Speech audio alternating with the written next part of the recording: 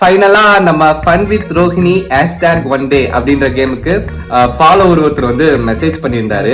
அவர் name என்னன்னு பாத்தீங்கன்னா பிரதீப், சத்தியமங்கலத்துல இருக்காரு.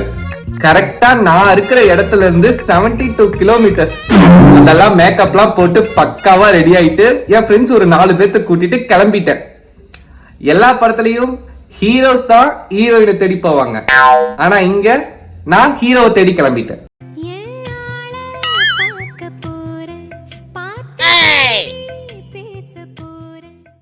போனதுமே என்ன நல்லா டைட்டா ஹக் பண்ணி வெல்கம் பண்ணாரு. அப்புறம் நாங்க 2 பேரும் கொஞ்ச நேரம் ரொமான்டிக்கா டைம் ஸ்பெண்ட் பண்ணோம்.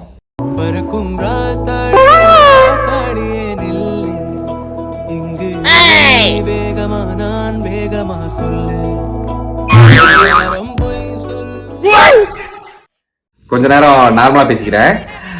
நான் என்ன நினைச்சேன், சரி ஒரு ஃபாலோவர் வந்து மீட் பண்ண போறோம், பார்த்துட்டு ஃபன்னா சில ஆக்டிவிட்டிஸ்லாம் பண்ணிட்டு கிளம்பிடுவோம். ஆனா அவரு வாங்க ப்ரோ எங்க அம்மா கிட்ட உங்களுக்கு இன்ட்ரோடியூஸ் பண்றேன்னு கூட்டு போயிட்டாரு. நான் அப்படியே ஷாக் ஆயிட்டேன். அதுக்கப்புறம் அவங்க அம்மா கூட வேற லெவல் காமெடி. அத பாருங்களேன். நான் தான் உங்க பையனை கட்டிக்க போறேன். ஓகேவா உங்களுக்கு? ஓகேவா உங்களுக்கு? ஓகே.